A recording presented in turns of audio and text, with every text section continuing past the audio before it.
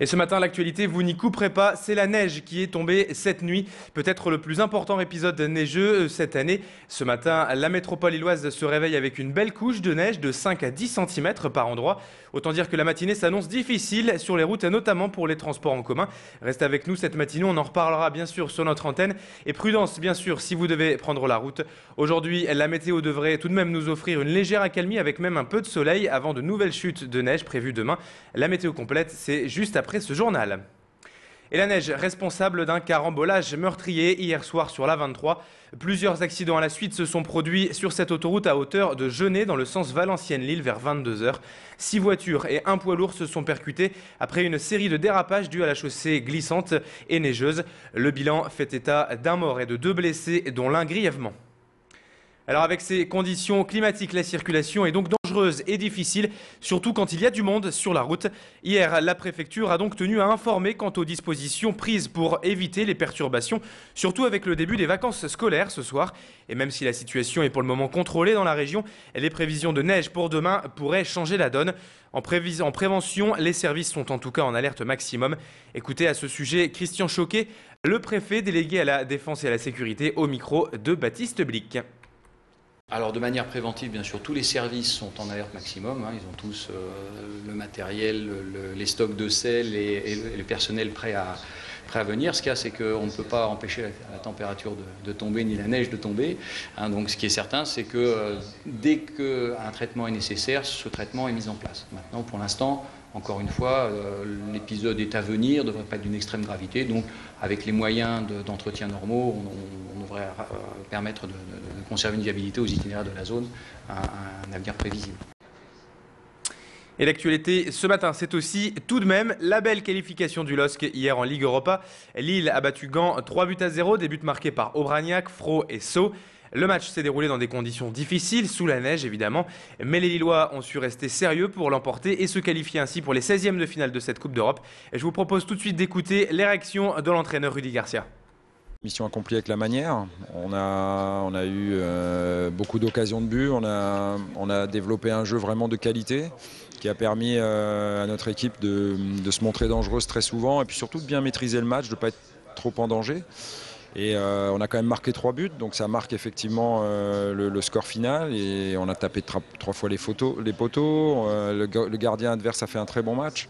Donc on ne peut être que satisfait. J'avais aussi prévu de gérer le temps de jeu de certains de mes joueurs. J'ai pu le faire. Donc voilà, tous les voyants sont ouverts après le match de ce soir. Et le tirage au sort de ces 16e de finale, ce sera midi à 13 h exactement.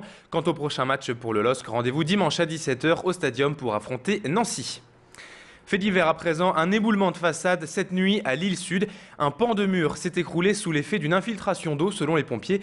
Les 5 habitants de cette maison n'ont pas été blessés mais ils ont dû être évacués le temps que l'eau consolide la façade. Un zoom sur cette belle initiative du gérant du magasin EcoStock, EcoDestock, situé à Hélène. Et Christophe Mullier a ouvert cette enseigne il y a 2 mois à peine. Son magasin vend les surplus alimentaires invendus des grandes surfaces. Et déjà, le gérant fait preuve d'une belle solidarité, puisqu'à l'approche de Noël, il a décidé de donner près de 6 000 € de marchandises aux clients. Des produits de consommation courante et qu'il a achetés en lot à très bon prix. Plutôt que de les revendre ailleurs, il a préféré en faire profiter ceux qui en ont besoin. Car lui aussi, avec sa femme, a connu la galère. Ancien bénéficiaire des Restos du Cœur, il souhaitait juste aider un peu les gens de son quartier. Aurélien Barège a rencontré Christophe Mullier. Écoutez son témoignage justement quant à cette générosité. Comme j'avais pas mal de marchandises pareilles, j'ai préféré faire plaisir aux gens qui étaient dans le besoin. Donc je distribue un peu de tout, des boissons, du chocolat, des chips, des yaourts, des pâtes, des boîtes de conserve, après du pâté, des packs de boissons aussi. Qu'est-ce que je peux distribuer comme des petits chocolats pour les enfants, des trucs comme ça. À Lers, une crèche dans le parc municipal provoque une polémique. Pour le conseiller municipal d'opposition André Novak, elles n'ont rien à faire là, car au nom de la laïcité, il demande au maire de les retirer. Mais du côté de la mairie, on signale qu'il s'agit d'œuvres d'art. Vous le voyez sur ces images, cette crèche, car depuis plus de 15 ans, chaque année, cette crèche peinte est offerte à la ville par une artiste locale. Jean-Claude Vambel, le maire de Lers, est donc étonné de la tournure de cet événement. Écoutez ses explications au micro de notre reporter. En tant que maire, je n'ai jamais eu une seule réclamation. C'est la première année que ça fait autant du vent de beaucoup d'histoires. Moi, cette crèche, ça fait 15 ans qu'elle est installée. Je suis républicain et je ne vois aucun inconvénient à installer cette crèche à l'occasion des fêtes de Noël. Noël, c'est d'abord la naissance d'un enfant. Et du sport pour terminer, Paris-Roubaix cette année en 2011 passera bien par la tranchée d'Arambert. Pour mettre un point final aux rumeurs qui circulaient sur sa possible suppression, Jean-François Pécheux, le directeur de la course, a tenu à s'exprimer et à rétablir la vérité.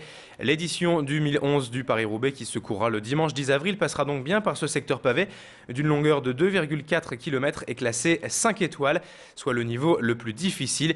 Et nous avons joint par téléphone hier le responsable du parcours et directeur de la course, donc Jean-François Pécheux.